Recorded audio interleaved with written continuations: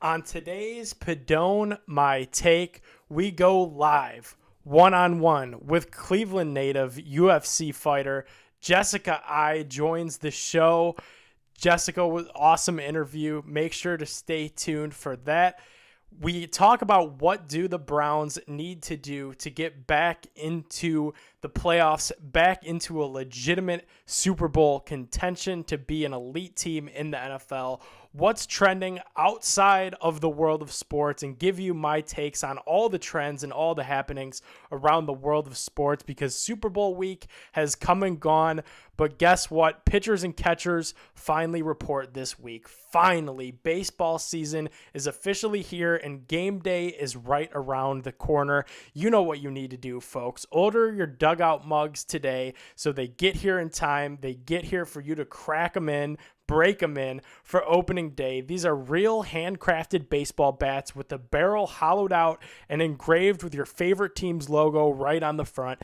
Makes for the perfect beer mug to kick back, watch some baseball all summer long. This is a must-have item for every baseball fan that's eager to have their favorite sport underway this spring. I know I'm pumped to get the tribe back underway from the corner of Carnegie and Ontario. For my Clevelanders, visit dugoutmugs.com/bigplay to view their entire Cleveland Indians collection today. That's dugoutmugs.com/bigplay. I'm in the dugout and you should be too with dugoutmugs.com. Join us today, dugoutmugs.com/bigplay. Without further ado, let's do it.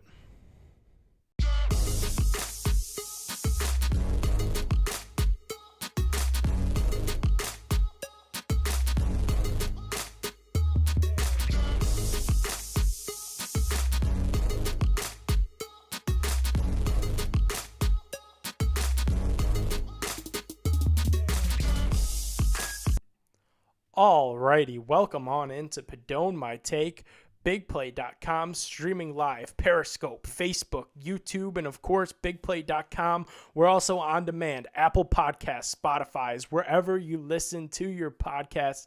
Make sure you give Padone My Take a follow. Drop us a 5-star review.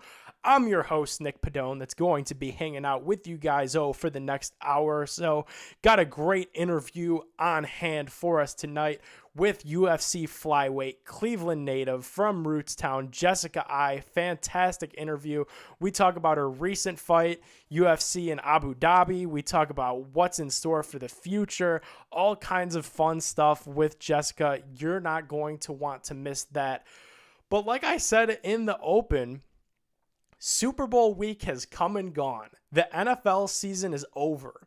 After this, we get to, look forward to the legal tampering period and the free agent signings and maybe any small trades that might happen. There's going to be a lot of quarterbacks that move around.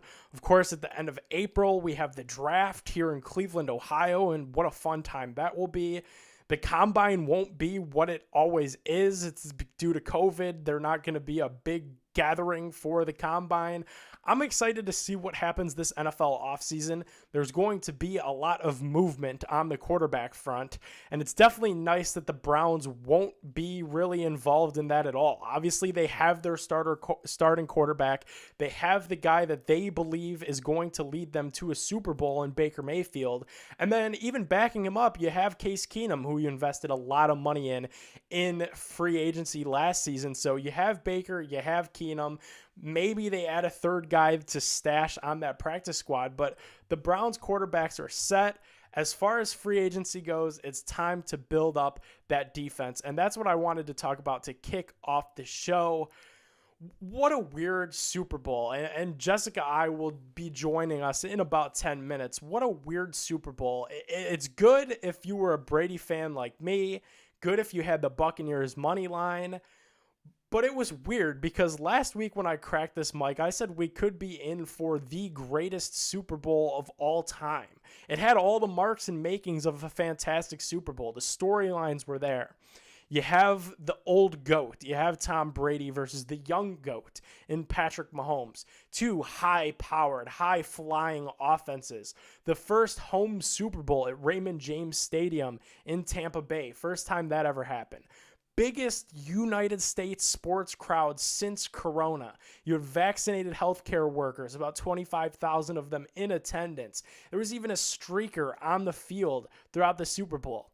Something about it, though, felt weird. It was a very Toronto Raptors NBA championship type feel, a very fluke feeling almost, in the sense that last year the Tampa Bay Buccaneers were 7-9, and they pretty much handled the Kansas City Chiefs. Now, I'm glad personally that Kansas City lost big. I think it was time to happen. I think Patrick Mahomes, Tyreek Hill, Travis Kelce, hell, maybe even Andy Reid needed a big slice of humble pie. We've seen the headlines. We've heard the talk. This was the first time that Patrick Mahomes has lost by double digits in a very long time. They needed that. Not having either of their offensive tackles definitely hurt that offense. You had the off-the-field distractions with Britt Reid, who reports come out now right as we go on air that Britt Reid is no longer employed by the Kansas City Chiefs. He was involved in the car accident leading up into the Super Bowl that left a 5-year-old still fighting for her life in life-threatening condition. There was alcohol, possibly drugs involved in that accident.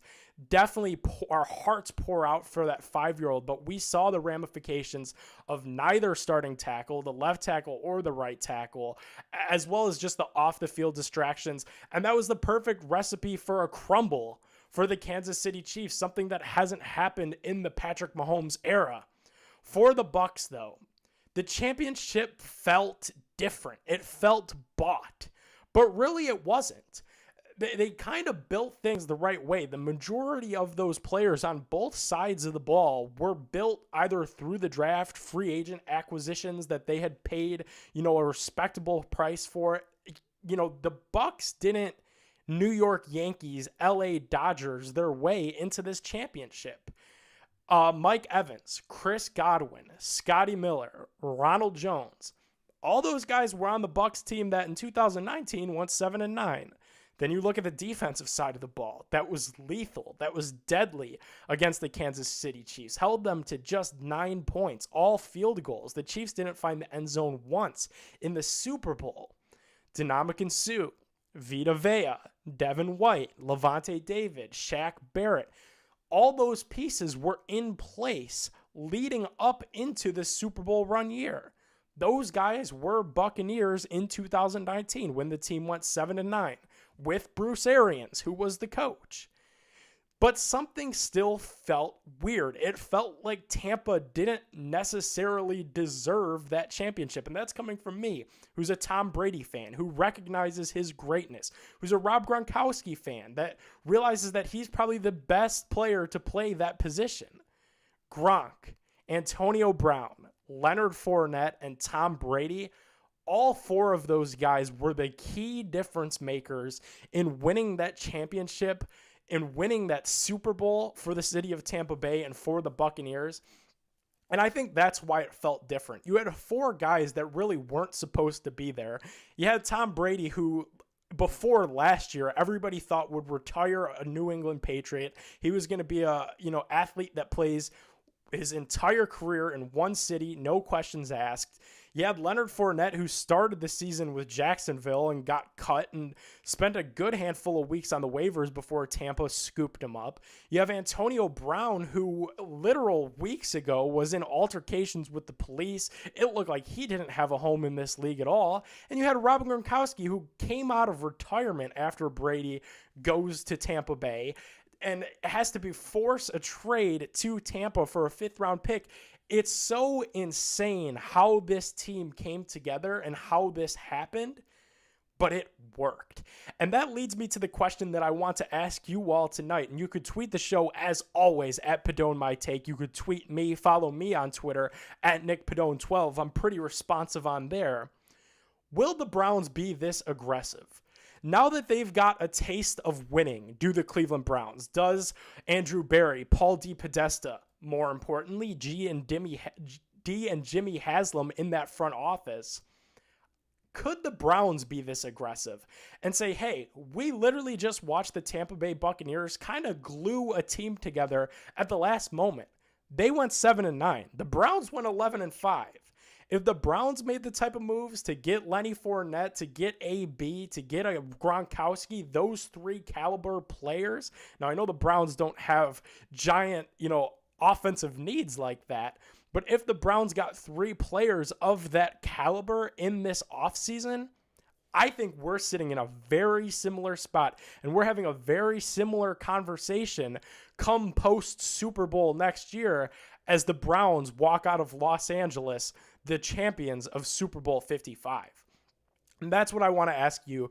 Do you think the Browns could be this aggressive this offseason, and why? Because we saw Tampa Bay do it, and it paid off. They put all the chips in the center of the table for a quarterback that was in his 40s, a tight end that was retired, running back who everyone thought was washed up, and a wide receiver who was out of the league too.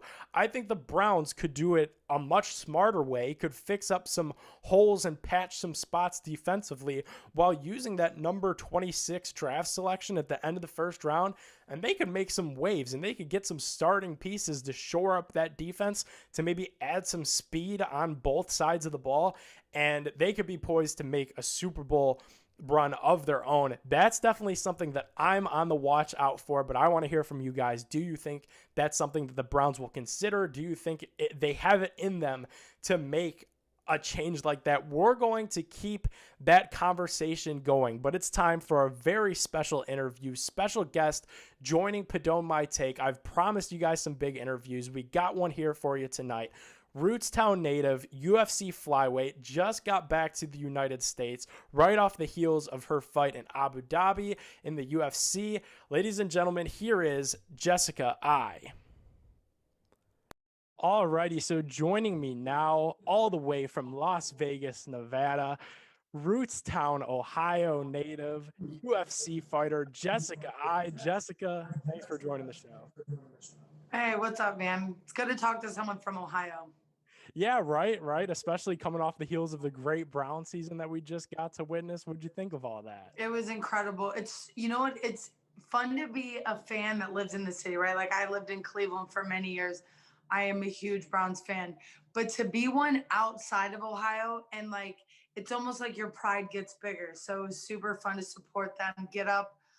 It was nice too because like on the West Coast, so you get up in the morning and basically the football game starts. So it's like football really is first thing in the morning. Yeah, that's awesome. I'm jealous. We had to wait, till 1 o'clock Yeah. all the time this year. But next year, who knows? Probably some more national televised games. Right. I totally agree. Well, speaking of nationally televised, let's start here. Abu Dhabi, you recently got back from UFC 257. Obviously, not the result in the ring, but your big return to fighting. Talk to me about that whole experience for you personally, professionally. What was all that like? Yeah, it was, God, it was so crazy because like the journey to get back to the octagon after, a lot of just like different health issues, one that resulted in, losing my gallbladder, and finding out that I'm allergic to a lot of foods, that things that I wasn't taking into consideration. But to get back there was amazing. I mean, I definitely wish I could have gotten the win. Obviously, that's ultimately what we want. But there were so many other things that came through, like me making weight and feeling good. Like there's so many other wins. And I think sometimes by nature and fighting, we forget that there's so many more parts of this and of this sport, that without a loser, we can't have a winner. Without one person, we can't have the other. And unfortunately, that instead of me being like, okay, because I lost subjectively, which is basically three judges scoring it that I didn't, in different places of the world, three judges would have had me winning it.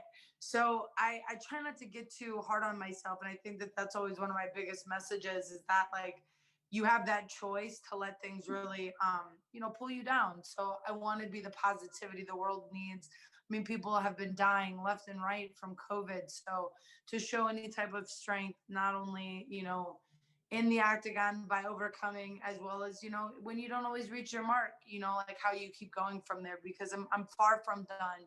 I'm far from just going to give up that way. Like if I was just constantly getting finished and I wasn't fighting back, then I think I would have to reassess things. But that's how this sport goes. We're professionals. It's going to be hard to see some of those, finishes that way. Yeah, definitely. You're an Ohio girl at heart too, grew up in Cuyahoga Falls. I found it so funny that like researching, getting ready for this interview, just about every story that UFC or UFC writers put out about you, they have to go out of their way to mention that Ohio grit followed her the entire way. Is that kind of a stereotype that you found followed you to Vegas throughout your professional career? Followed me since day one. So it's always funny. Like when my dad, so we're originally from Atwater, Ohio, right? So like Rootstown is where we ended up. I mean, grew up in Cuyahoga Falls. We moved back to Rootstown, and then that's where I ended up graduating from. And then that's when, once I graduated, as soon as I graduated, I left for Cleveland, and I spent 14 years in Cleveland. So my northeastern Ohio runs very strong in me, but I feel like I embrace that underdog just because it is kind of what Ohio goes through. We're kind of, on the backhand of everything. Like my dad always said, that someone once said to him, "You're a hillbilly that won't ever amount to anything." And I kind of took that to heart for him because I want people from small towns to know that we all get to make that choice. It's our work ethic that gets us there. Like I didn't come from a crazy martial arts background. My dad was an auto worker from Chrysler stamping plant who, the I boys, known around Atwater were just, tough guys. And, working hard at something was a matter of doing it. So I didn't have all this predispositions or all this extra money that got me to even be here. I worked hard every single day for it. I worked at Arby's as a young girl, working away at a dream that I knew that could possibly come if I worked hard for it. So I think that by nature that I'm glad to carry that around. I'm glad to kind of carry that underdog around with me. Yeah, I think Joe Burrow and Stipe Miocic, who is in the fighting world with yourself, kind of say it best that Ohioans are pretty much the toughest people in the world. Like nothing is given, everything is earned. That whole kind of mentality, and it's definitely followed you throughout your career. Yeah, I embrace it. You know what I mean? Like I like who I am. So it's like I feel like there's more people out there like me. There's a lot more people that are out there that are like me that we know of. I'm just the one that shines through. So I speak to those people. So that's important, you know? Definitely. But, something we have to talk about is Ohio wasn't really all sunshine and rainbows for you, especially growing up. You have a truly inspiring story, Jessica, that you wrote on the Players Tribune, which puts out some awesome content in itself, but yours had to be one of the hardest, most jarring pieces for me to read about your life, detailing some of the abuse that you went through with your father growing up. How has that helped shape the Jessica that sits before us today and just everything that you've put up with throughout your life? It's crazy because like my relationship, just like my MMA career, there's been a love and hate relationship, but like there was a love and hate relationship with my father. Even when he was alive until he passed away, that I'm thankful for those bad moments now, but extremely hard. It wasn't easy. And there were times that I barely survived it. And not only by the hands of someone else, but by the hands of myself. There was times that, suicide was something that I thought about and tried and things like that, at such a young age that I want to speak to those people, that are like that are, young and not understanding what they're going through. The message you'll understand it later on in life. And that strength is not gonna, not serve you one day when you need it. And, like with my father, he has now since passed. He died of brain cancer. And I'm a firm believer in this world. What you do here, you pay for here. And if you don't serve people correctly when you're here, you'll pay for that here in multiple ways. And that either through your physical health, financial stability, there's lots of ways that we pay for our debts. And um, I like, I miss him. I do. I miss him now. And it's crazy because like, I don't know what that's considered. I've read stuff where they've said, it's called like Stockholm syndrome, where people feel bad for their capture and, things like that. It's not that I feel for him, but I miss my dad in the ways that we had good relationships. He was, deeply troubled in his own ways that he never took care of. He was highly abused. As a young boy, he was the youngest of 6 children. So it's like there was a lot that he went through, and during the time I never understood that. So it's like it's hard not to, right? Like, how would you do not feel bad for someone who finally broke? You know what I mean? Like my Right. dad, I don't think that he knew how to be a parent, and he ended up having kids, and all that he knew at that point was he didn't want us to go through the things that he went through. And he was very poor. So financially, we never struggled. But physically, I don't think he knew how to coach somebody. So physically, he couldn't help a child through something, right? Like explain it to them. So physical was the only way he knew how to do it. So if something couldn't do it by the way he told them to, there was a lot of physical action that took place. And how can I be mad at that? I'm fighting for a living. It's how I make my money, and I fight physically. And I think sometimes why people get the misunderstanding of me when I'm smiling in there, like I do enjoy this stuff. It's a part of me that part of that person inside of me who didn't like getting dominated, who didn't like getting punched. There's a part of me that finds some type of gratification in it. And that's not because, I'm bad, but that's what makes me an athlete, right? And that's what makes me the fighter in that aspect of it. And I think that that's what makes me a little bit different than some of these other girls in that way. Yeah, I kind of wanted to circle back to something that you said about, growing up. Your start to fighting started right here in Cleveland, Ohio at Strong Style Gym. Notably now, home of Stipe Miocic. That's all we hear about here. But for you, it is one of the most interesting beginnings to a professional athlete's career that I've ever heard of. If you feel comfortable, talk me through the story of how you met people at Strong Style Gym and how you got your start there. Yeah, man, strong style. They were great. They served me for so long. I'm not there because the system or the gym wasn't amazing. Unfortunately, sometimes people argue and they can't get over arguments. So I think I try to think it is that way. Is that sometimes we just agree to disagree, and I think it's better that we separate ways. So it's an amazing gym. I'm so thankful. I wouldn't be where I am had I not been given that platform. But at the same time, me, Stipe, and Marcus were learning all along the way.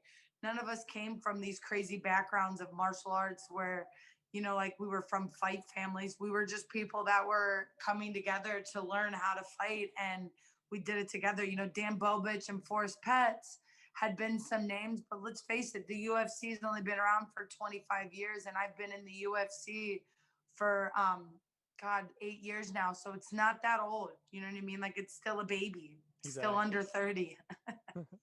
Exactly. And speaking of that baby that's the UFC, you literally just took part in a fight last week. Explain to the common fan the kind of rehab process, the training process, to a fan who might not understand the timeline that it takes you from getting ready to participate in this to participating in the actual event itself, and then now here at the end, the rehab and getting back part.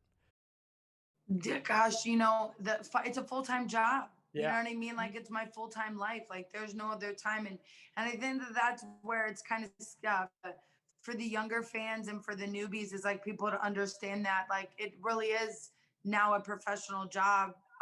Like the NFL, like the NBA, because you can get hurt and injuries happen, and to not get injured is you're one of the lucky few. I mean, we see it all the time about fighters pulling out of fights and things like that. So I think that we don't take into consideration that this is a very physical sport. My best way to say it is tell someone to go take their knuckles to their wall and just slowly tap it a couple times every day for a couple days straight. And tell me that soreness that you feel, that's an MMA fighter every day. There's constant physical demand on the body. So we're very fortunate to be able to sometimes make our career as long as we have, but is injury free. But I mean, it's an everyday job. I mean, it's from the time you get up in the morning to the first meal you eat, since we make weight all the time. So the foods we eat, to the air we breathe, to the people we surround ourselves by.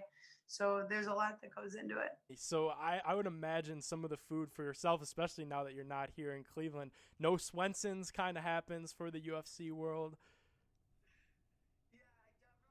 Yeah, I definitely miss Swenson's. Unfortunately, I found out that I can't have gluten and some things in the bread, so I couldn't even have a Swenson burger. I'd have to take it off the bread, which would really suck.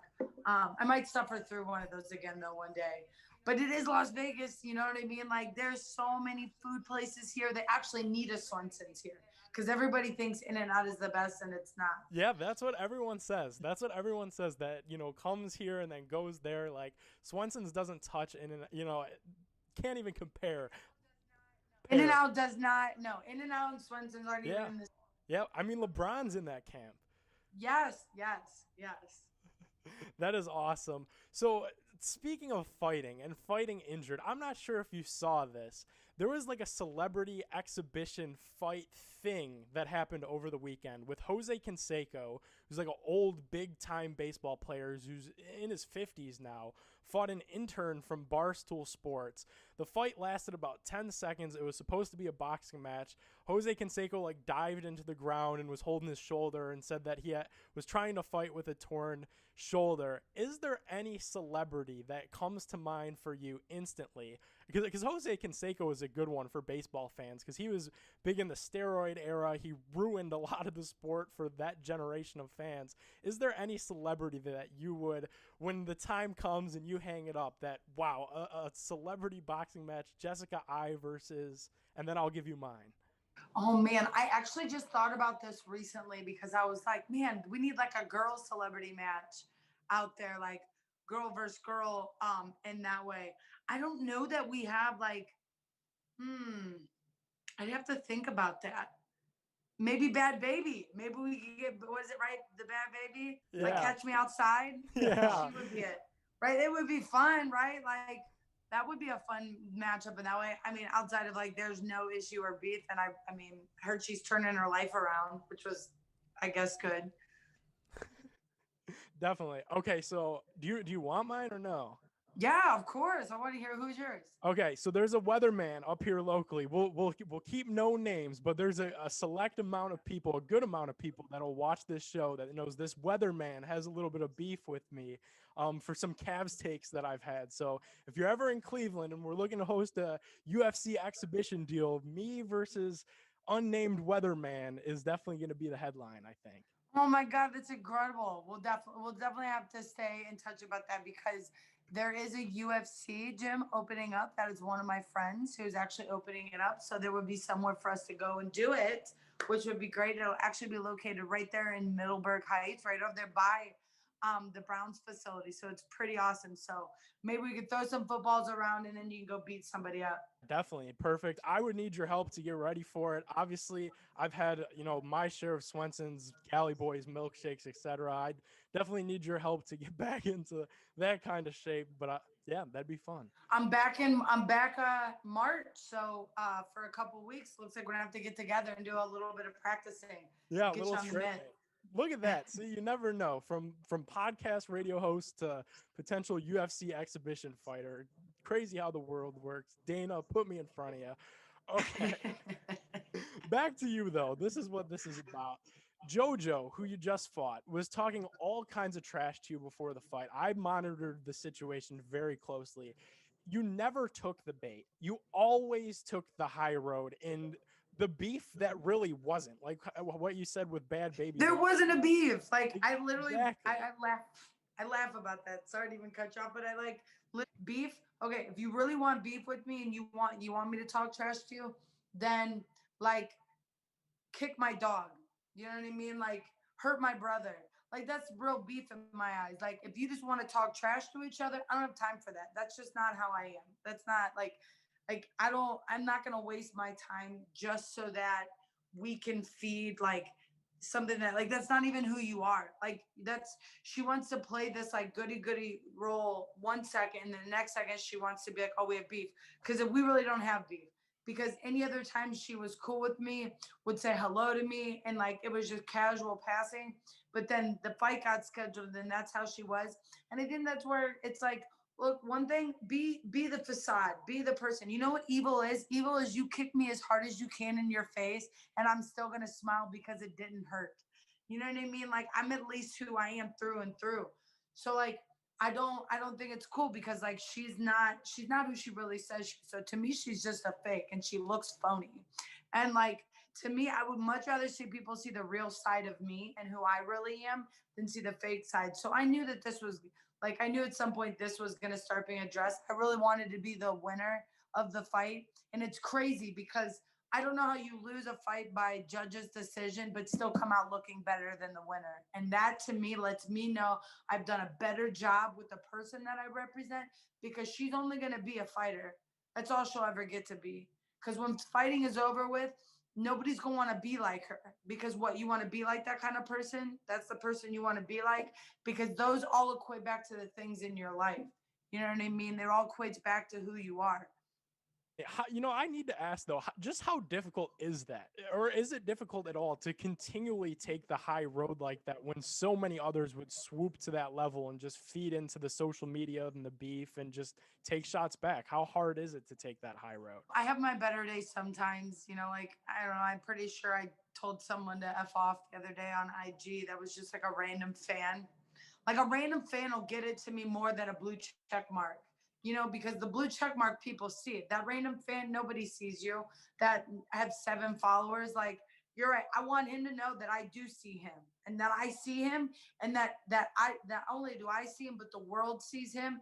And like, whether or not you believe in God, whether or not you believe in spirits, whether or not you believe in the devil, like, somebody sees you, so they know. And that, what you do on this earth, you pay for here. So if that also means next time you wear brand new shoes and you step in dog shit, you know what I mean? Like, you're going to get yours. And that's kind of the way I live my life. It allows me to live my life a little bit better in that way. And I hope that that can be what I can give to other people in the world. Definitely. Jessica, I appreciate your time. Appreciate you hopping on here. Is there anything you would like to promote on the show? You're going to be back in Ohio. You're going to help me train up and get ready for whatever. I don't know. Is there anything you'd like to throw out there and promote? We might have to call out someone. I unfortunately heard Chocolate Charlie passed recently, but I had actually came up to help him. We were going to do our own little fighting match at one point. So we might have to call out this guy and get to work, make a celebrity boxing match for you. But I'm just excited to come home and see everybody, help my friend open up, that UFC gym, and kind of just spread the UFC love, and the fight love all around, and maybe go to town hall, get some food or something, just hang out and be a Clevelander, right? Like, feel the no pressure. I do love being there for that regard. Yeah, definitely. And, Cleveland loves you. We have your back as always. Thanks for stepping on. I'm sure the fans appreciate it as well. Of course, dear. We'll see you soon. Get on the mitts. See you soon. See you soon. Yeah, we'll have to get me fitted or however that works. I don't even know. No, don't you worry. I'm going to bring some stuff. We'll make sure you tell Julian to get in touch with us. We'll make sure I bring all the gear for you, and we'll have some fun session. Your fans will love it. All right, cool. Sounds great. Jessica I, everyone. Thank you again. Thanks, dear. Ladies and gentlemen, Jessica I, fantastic stuff there. What an awesome interview. Rootstown native. Make sure to go and give her a follow on Twitter at Jessica Evil Eye. Show some Cleveland love to one of our own all the way out there in Las Vegas. I think I sold myself a little bit short in that interview. I didn't want to have to bring it up again. I don't eat that much Swenson's. I think I could hold my own in a celebrity boxing, event if that were to happen. I think I sold myself a little bit short there. I fancy myself, one of the more athletic members of the Cleveland media. I run a mile every day. I think I sold myself a little bit short. Great interview though. Great stuff. Make sure to go follow Jessica for real at Jessica Evil Eye. Before Jessica joined the show, we were talking about the Tampa Bay Buccaneers in the Super Bowl. The Super Bowl felt weird. It felt bought. Didn't feel like they built from the ground up like the Kansas City Chiefs did. Didn't feel like they built from the ground up like Green Bay, like Buffalo, like what the Cleveland Browns are doing here locally. They went all in, and it worked. So I asked you before we went to Jessica and we had that fantastic interview, do you think the Browns could do that? Do you think the Browns can take all of their chips and push them to the center of the table, whether it be for defensive end help, whether it be for another star stud at cornerback, whether it be for an elite level linebacker? Do you think the Browns could take their chips and push them to the center of the table? That is the question on Twitter at PadoneMyTake. Tweet me at NickPadone12. I don't know. Because as I sit back and I look at what the Browns have done, it's hard to be disappointed. It's the perfect dose of they got rid of John Dorsey at the perfect time. They bring in the analytically driven front office. Here's my bag, and here's where I fall in all of this. Traditionally, the analytically driven front offices, the analytics folks, take a little bit more of a hands-off approach in free agency, in the draft. They don't like to trade up. They don't like to make a big splash. You know, the Odell Beckham Jr. trade would have never happened, probably with Andrew Berry, with Paul DePodesta if he had a bigger say. You know, dare I bring back the memories of Sashi Brown? That's not really their MO, to trade or to acquire elite level talent like that. They much rather do it in-house. Draft smart, take shots at cheap, affordable free agents, draft for depth, don't overpay for depth like we've seen teams make the mistakes of doing in the past.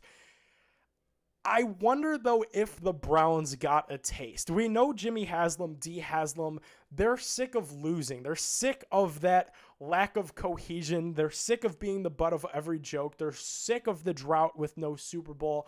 Barely cracked the playoffs, you know, and finally they did with them for the first time under their ownership, which was awesome to see.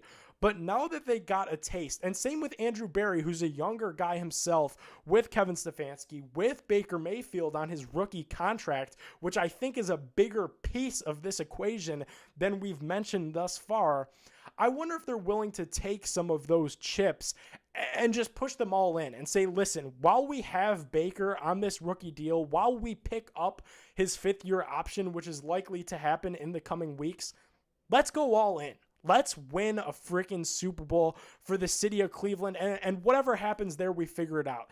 Obviously, you have to extend Baker. You have to send Denzel Ward. Have to have conversations with Nick Chubb, you know, Wyatt Teller. All of that stuff is to be foreseen. But for the most part, especially offensively, the Browns are going to run it back with a very similar unit in 2021. And even defensively, they'll keep some of those pieces. I always think like the Malcolm Smith, BJ Goodson, Carl Joseph, like two of those three guys will be back. Some of the key pieces will be back. You hope to get healthier. You hope to get Grady Williams back. Obviously, you hope to get Grant Delpit back and, you know, available and durable and being able to contribute off of a torn Achilles. But when I look at this and how this offseason looks to be in front of us, all the attention is going to be on the quarterback position. And that's why I love the spot that the Browns are in. While everyone is punching each other in the face over Deshaun Watson, and then the trickle down from there, you know, where's Mitch Trubisky go? Where's Carson Wentz go? Reports now this week, could, you know, Russell Wilson be unhappy in Seattle with his protection with the Seahawks? While everyone's punching each other in the chin over quarterbacks, the Browns happily take their quarterback, Baker Mayfield and Case Keenum, on their shoulders, and they go and they get some defensive help. That's what I'm looking forward to. Now that they got this taste of winning, it's also an interesting defensive offseason. J.J. Watt, that's the big name that's been linked to Cleveland. Browns fans have been all over him. Defensive end, you know, that would be bookshelf next to Myles Garrett on one end, J.J. Watt on the other. You would put pretty much yourself or I in the defensive tackle position, and it's going to be one of the best fronts in football. That's how the Tampa Bay beat Kansas City. They pressured the living hell out of Patrick Mahomes. That's something that we haven't seen happen in the Patrick Mahomes era, and quite frankly, they made him look silly while doing so. Also defensively, Marshawn Lattimore, if the New Orleans Saints are looking to shed some cap space, which they probably will still need to do despite a Drew Brees restructure, to be able to handle their own players and to be able to sign their own draft picks this offseason. Richard Sherman, there's been some reports there that there could be some mutual interest in the 49ers. Cornerback reuniting with Joe Woods, who was the DB coach in San Fran. That's a name to look out for. Patrick Peterson and the Arizona Cardinals have decided to mutually part ways. You talk about pairing Denzel Ward with an elite level cornerback, especially if Greedy can't be healthy. Pat Peterson, Denzel Ward could be one of the best secondaries in football. overnight. Shaq Barrett, Levante David, two players that just played in the Super Bowl. Both of those guys free agents, neither of them very likely to join the Browns because of their price tag and because of the success that they've had thus far. But something that you can't exactly rule all the way out at this point, any of these guys, because we don't yet know how Andrew Berry and how this front office is going to attack this thing now that they got a taste of winning, now that they got a slice of that pie that they've been coveting since the days of 1-31. It's here, and windows in the NFL aren't meant to last. You know, the league is built on an 8-8 philosophy. A perfect league, every team would go 8-8 every year. So now that the Browns are in the better half of that at 11-5, crack the divisional round of the playoffs, I wonder if Andrew Berry and the Haslams want to just punch that window through and win a Super Bowl, and whatever happens there happens. While we're speaking of analytics, it'd be silly of us to ignore that the NFL draft is pretty much right around the corner. It goes against analytic philosophy to trade up. I don't foresee the Browns trading too far up. You know, Micah Parsons is the big linebacker this year. That ain't happening. They're not going to jump all them spots up in the drafts. That just doesn't make sense. They value these draft picks like gold because they are. You need to draft well in the back end of the draft to continually recycle through good talent, which is something we've never seen the Browns do in the last 2 decades, where you have a guy come through. He's a good player, not a great player, the type of player that you could let walk in free agency at the end of his 4 years, and then you draft another really good player of the same position right at the end of the first round.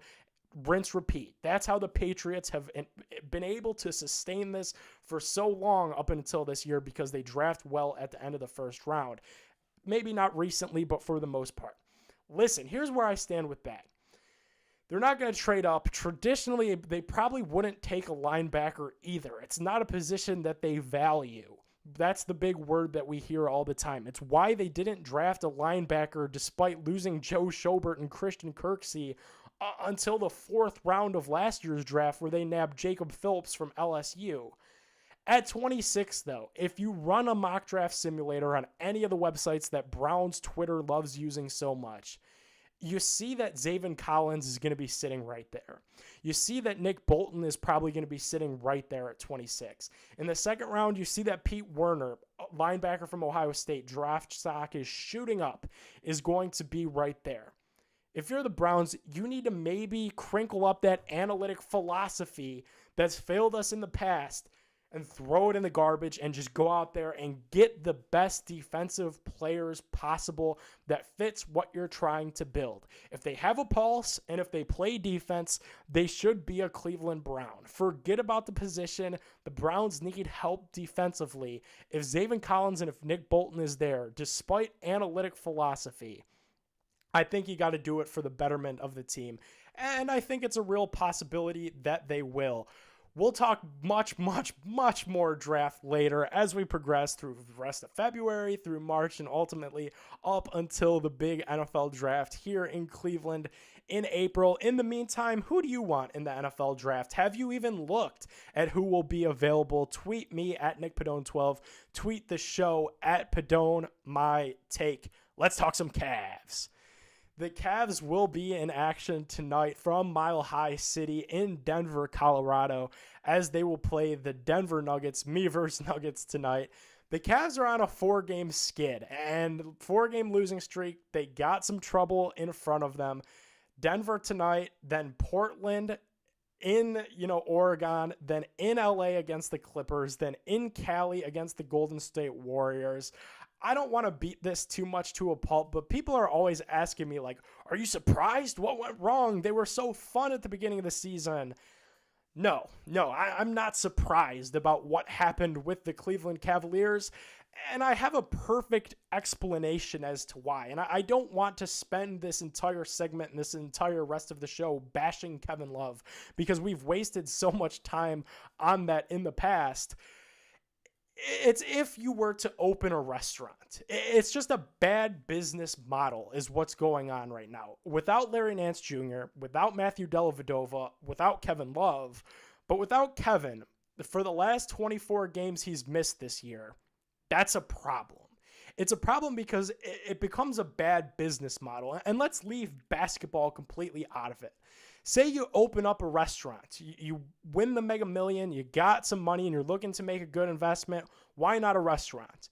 You go out and you hire one of the top chefs in the United States, one of the best people at what they do. You pay him the maximum salary of what chefs get paid in the United States. And in doing so, and giving this chef all this money, you cut some corners. You cut corners on location.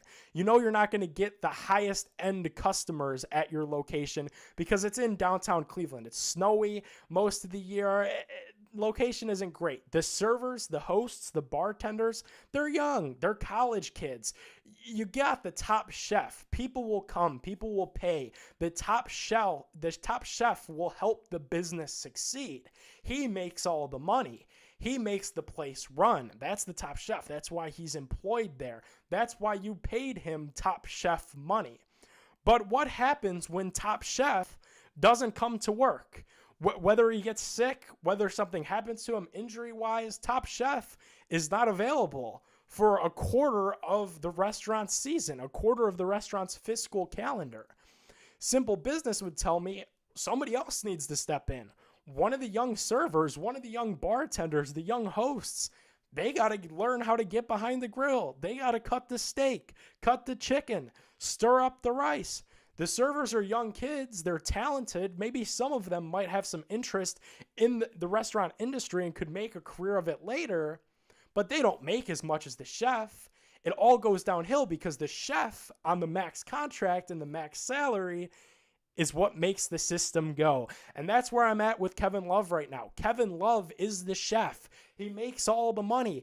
In these close 7, 9, 10-point games that the Cavs are losing, if you had a top chef, if you had a max contract player that could get you an extra 15 to 20 points a night, the Cavs would be as fun as they were at the start of the season.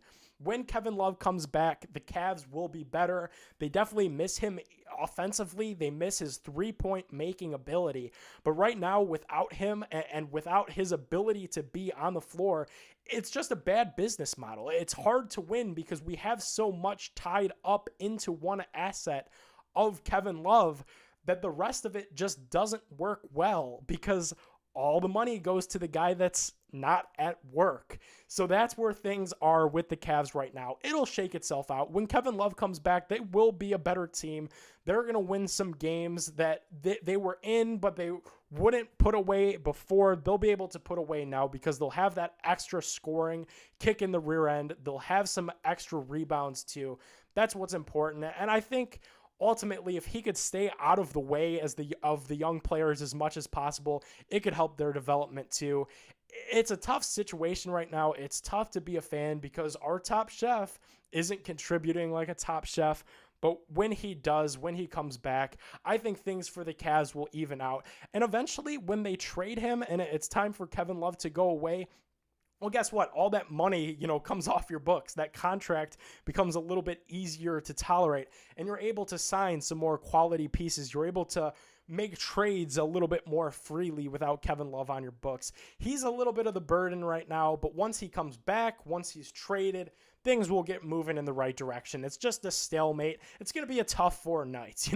Tonight against Denver, who's playing some great basketball in the Western Conference on a nightly basis.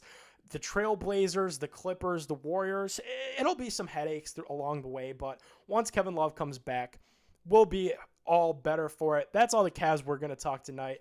We got a big matchup tonight against the Denver Nuggets. We're going to get you guys out of here for the live audience by 9 p.m. But without further ado, we need to get into what's trending.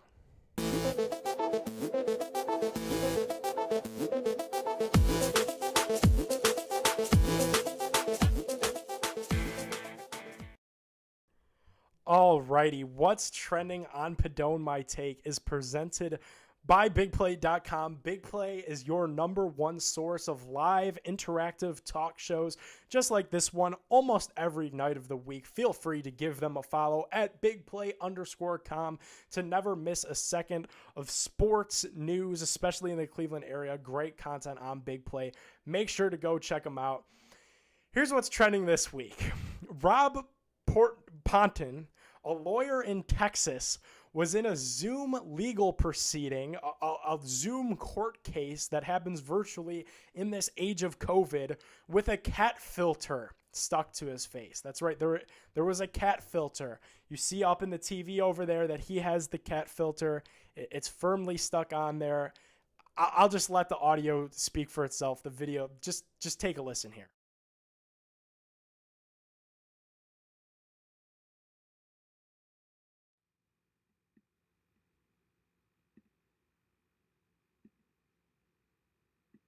Ponton, I believe you have a filter turned on in the video settings.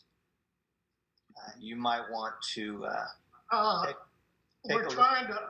Can you hear me, Judge? I can hear you. I think it's a filter. It is, and I don't know how to remove it. I've got my assistant here. She's trying to, but I'm prepared to go forward with it. I'm here live. I'm not a cat. I can see that.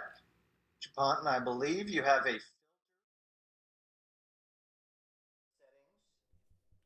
So that's the gist of it. He had a cat filter on his face, and he wanted to continue and go through with the Zoom court case that way.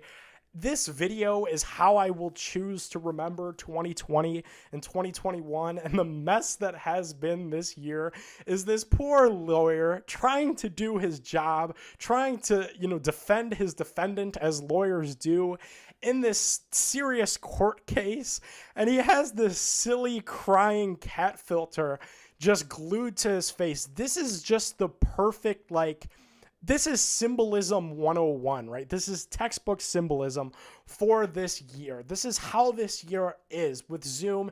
You fire it up. There's technical difficulties. There are echoes. People don't know how to mute themselves. You hear conversations going on in the background. There's been all kinds of little small videos of somebody's spouse walking in with out clothes on and all kinds of just different small nuancy stuff. Obviously you have dogs barking in the Zooms or pets doing funny things, falling off bookshelves behind people in their Zoom shot. But this one takes the cake. At what could maybe is the end of COVID, we finally get the perfect COVID Zoom video that encapsulates this entire time in history. And it's this poor lawyer in Texas with the cat filter stuck to his face. It's so 2020. I love it. Everything, the panic in his voice, the fluttering of his eyes behind the kitten filter. It's awesome. If you haven't seen the video yet, just search on the internet, lawyer kitten Zoom, and it'll pop right up. It's so funny. The top left corner of the screen is what makes it so funny. And I know it's kind of small up on our TV, but it's so funny. It literally reads, recording of this hearing or live stream is prohibited. Violation may constitute contempt of court and result in a fine up to $500 and 180 days in jail. So when I first read that and I was first watching this clip, I was like, somebody really read that up in the top left corner of this Zoom call and said, you know what? This is so funny that I'll risk the $500 and the 180 days in jail because this is going to blow up on social media, and it did. But then I did a little bit of research. Actually, the judge is the one that tweeted the video out. The judge of this case shared it with the message of, before you log on to your computer for a Zoom meeting, make sure any of your kids' filters are off. In an interview with the New York Times, the lawyer actually said that he was using his secretary's computer and she was the one with the cat filter, kind of threw the secretary under the bus in the interview with the New York Times.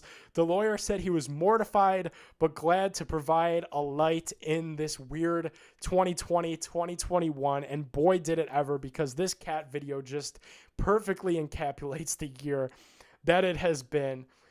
What a year it has been. What an hour it has been. Thanks to everybody for hanging out. I had a ton of fun. I hope you did as well. Make sure to subscribe on Apple Podcasts, on Spotify today to catch every show, every segment, every exclusive interview that we do on Padone My Take will be up on Apple Podcasts, on Spotify, on demand. You could listen to whenever for free. You just got to remember to subscribe. That's the biggest thing. Huge thanks to Dugout Mugs, dugoutmugs.com/bigplay. Shout out to Where I'm From for the merch as well. Huge thanks to Jessica I. What a fantastic interview with her. If you missed it, make sure go check it out on Apple Pods, on Spotify. Next Wednesday night, same bad time, same bad channel. We'll do this all again. Go live your life. Go have some fun. Do so safely. You deserve it. Make sure to hug a loved one while you're out there. Stay safe, everybody. Love you so much. Goodbye.